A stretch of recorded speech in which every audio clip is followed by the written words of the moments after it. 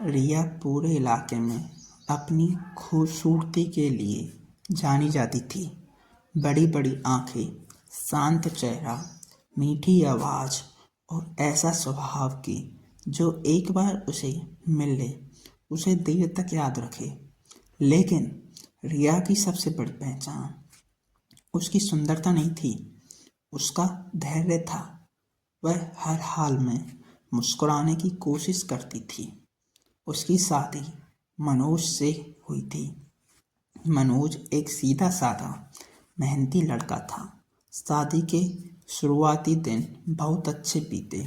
रिया को लगा था कि उसे ऐसा घर मिला है जहां वह प्यार से जिंदगी बिता सकेगी। मनोज भी उससे बहुत प्यार करता था। शाम को काम से लौटता तो सबसे पहले रिया को आवाज़ देता। रिया के हाथ की चाय पीकर ही उसे दिन भर की थकान उतरती थी। लेकिन शादी के 2 साल बाद से घर का माहौल धीरे धीरे बदलने लगा। 3 साल बीते, फिर 4, फिर 5 साल हो गए। रिया की गोद नहीं भरी। यहीं से उसके जीवन असली संघर्ष शुरू हुआ। उसकी सास हर सुबह किसी न किसी बात पर ताना मारती। 5 साल हो गए, अभी तक घर में बच्चे की किलकारी नहीं गूंजी। हमारा खानदान का चिराग बुझ जाएगा क्या?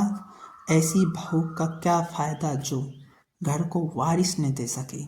रिया हर बार चुप रह जाती। वह सिर झुकाकर काम करती।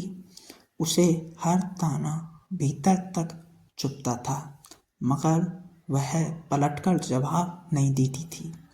धीरे धीरे सास ने मनोज के कान भरने शुरू कर दिए।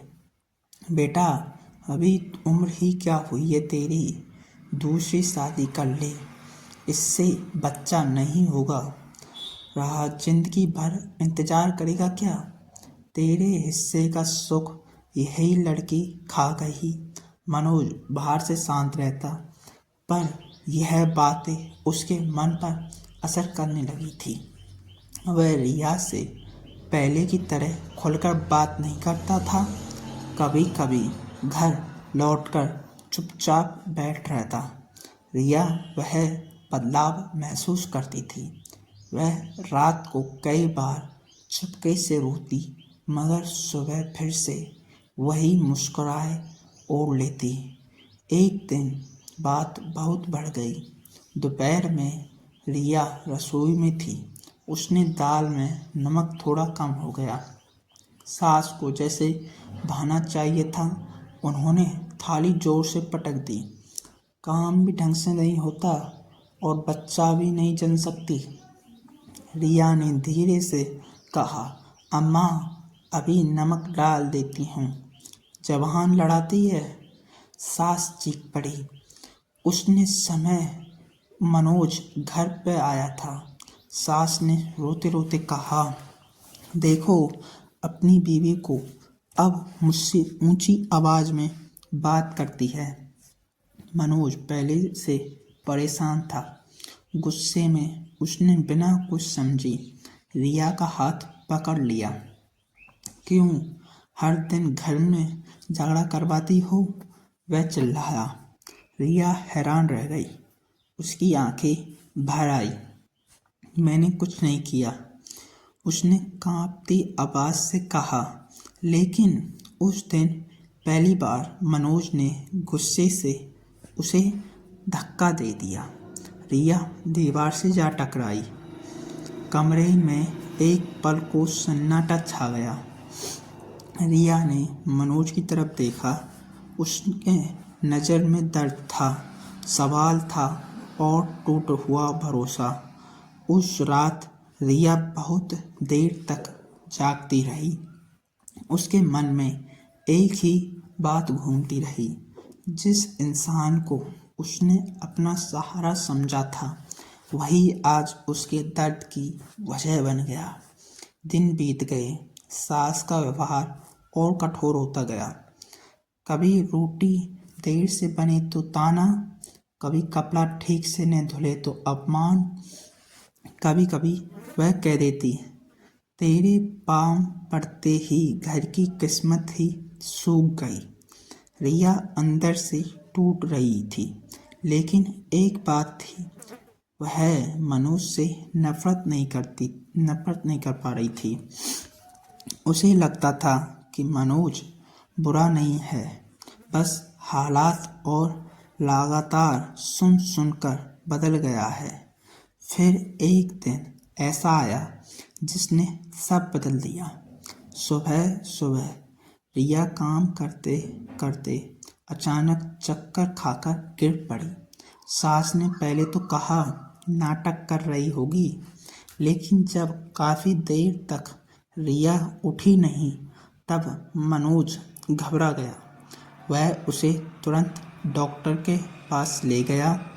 डॉक्टर ने जांच की, फिर मुस्कुराकर कहा, मुबारक हो, आप पिता बनने वाले हैं।